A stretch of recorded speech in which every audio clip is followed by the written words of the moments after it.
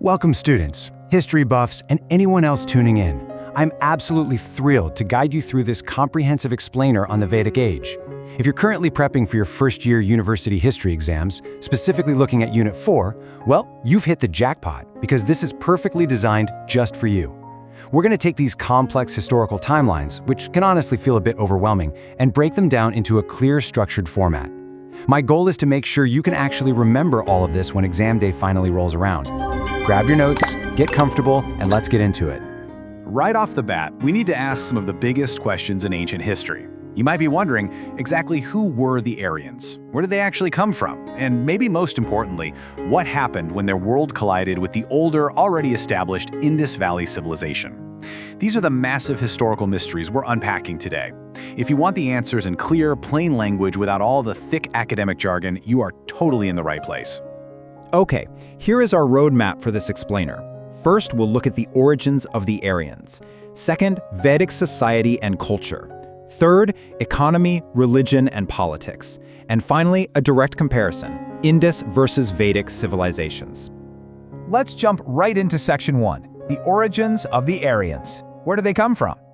Before we can even talk about where they came from, we really have to nail down who we are talking about. The term Aryan is absolutely fundamental here, and honestly, it gets misunderstood a lot. Listen closely, because this is a big one for your exams. Aryan does not refer to a race in the modern biological sense, not at all. Instead, it refers to a linguistic and cultural group of people. These were the folks who migrated into the Indian subcontinent and set up what we now call the Vedic civilization. Having this specific definition locked in your mind is basically the foundation for mastering this entire era. So, the original homeland of these Aryans? It remains this massive, ongoing, and honestly fascinating historical debate. Historians have proposed a bunch of different major theories over the years. First up is the Central Asian theory. This one suggests that these groups migrated southward from the vast steppes of Central Asia over a long period. Then, on the flip side, you have the Indian origin theory, which argues that the Aryans were actually indigenous to the Indian subcontinent all along. And of course, there are various other viewpoints and migrations theories out there. As historians, we need to look at all these perspectives impartially. We aren't picking sides here.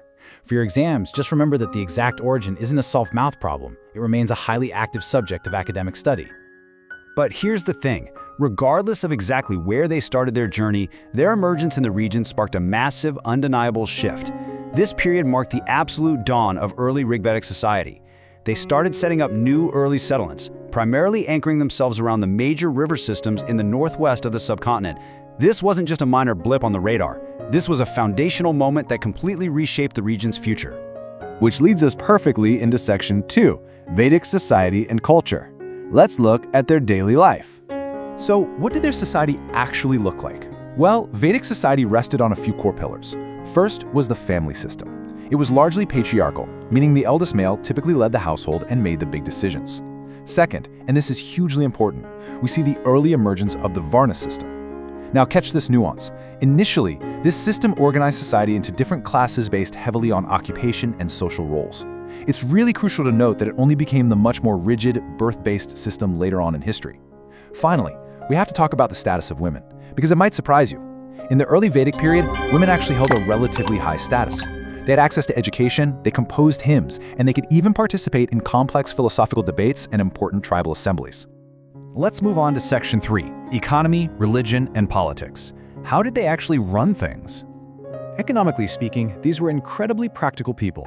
While agriculture and farming were definitely essential for survival, animal husbandry, and specifically the care and breeding of cattle, was arguably the true backbone of their early wealth.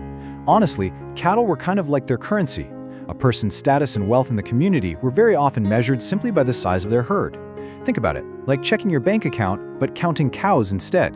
And alongside this heavily pastoral lifestyle, early trade networks began to develop. They'd exchange surplus goods, which really kept the local economy moving and growing. Now, shifting to their spiritual world, their religious practices were deeply tied to the natural elements surrounding them. They didn't build massive stone temples. Instead, they worshipped major deities that essentially represented the forces of nature. Gods like Indra, representing rain and thunder, and Agni, the god of fire. And speaking of fire, the absolute, undeniable center of their religious life was the yajna, or the fire sacrifice. You can't overstate this. The yajna wasn't just a symbolic ritual. For them, it was a way of directly communicating with the gods. They would offer ghee, milk, and grains into the blazing fire to ensure the prosperity, health, and safety of their entire community. So, with all these people and cattle, how is order actually maintained? Their political hierarchy was built straight from the ground up. Step 1 was the basic family unit. Pretty simple. Step 2, multiple families grouping together formed the village. And then Step 3, villages eventually grouped under the broader authority of a king known as the Rajan. But here is the most fascinating part, and definitely something to highlight for your exams. The king was not an absolute dictator who just ruled alone. He was heavily advised, and his power was kept in check by two vital tribal assemblies, the Sabha and the Samiti. This shows a remarkably structured, almost democratic element to early Vedic governance that you might not expect to see 3,500 years ago. Let's just pause for a second and try to make this totally real. I want you to imagine living 3,500 years ago in one of these settlements. Your morning probably starts early, tending to the cattle, which, remember, is the absolute pride and wealth of your family. Your daytime is spent out sweating, farming the fields to grow the crops you need. As the sun sets, the whole community gathers around the warmth of the sacred fire for the evening yajnas, chanting hymns. And when a crisis hits, maybe a dispute with a neighboring tribe, you head straight to the Sabha and Samiti to hear the village leaders actively debate the next move. That was the vibrant, highly structured, rural rhythm of the Vedic Age. It was laying a massive, enduring cultural foundation for the future of India. But, hearing all about this deeply rural, village-based lifestyle brings up a really massive historical question. We know what was there before them. So how did this pastoral Vedic way of life actually compare to the highly advanced Indus Valley civilization that existed in the exact same region right before them? Which brings us to our final and most critical section, comparing the Indus and Vedic civilizations.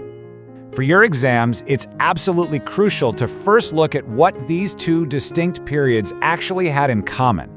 It's easy to just list the differences, but despite those, they shared some foundational, baseline human traits. Both the Indus Valley people and the Vedic people had to eat, right? So they both relied heavily on agriculture and animal husbandry to survive. Both groups actively engaged in trade to acquire the things they simply couldn't produce themselves. And both required a solid, structured social organization to keep their massive communities functioning smoothly.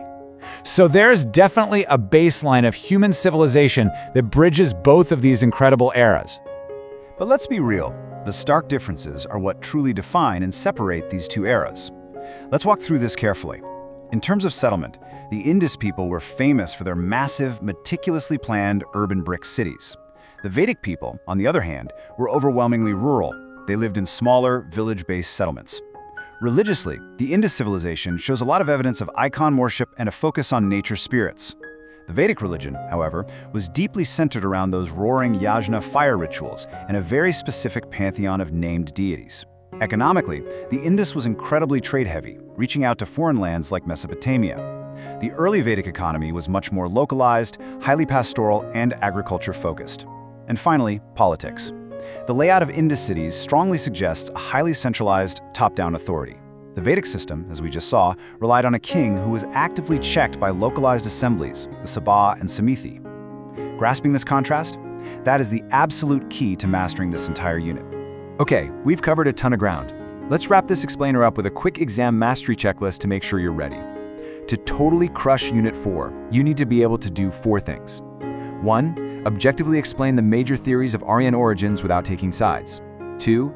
Describe the pillars of Vedic social life. Make sure you mention the early occupation-based Varna system and the high status of women. 3. Break down their cow-centric agro-pastoral economy, their fire-based religion, and their assembly-led politics. And 4, maybe the most important, confidently contrast the urban Indus civilization with the rural Vedic civilization. If you can clearly articulate those 4 things, you are 100% prepared. I want to leave you with one final thought to really chew on before you close your books. We've just spent all this time exploring a world from 3,500 years ago.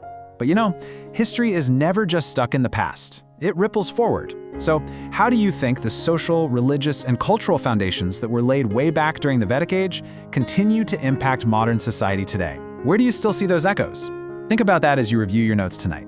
Thank you so much for joining me on this explainer. Keep up the great studying. You're going to do amazing on your exams, and I will see you in the next one.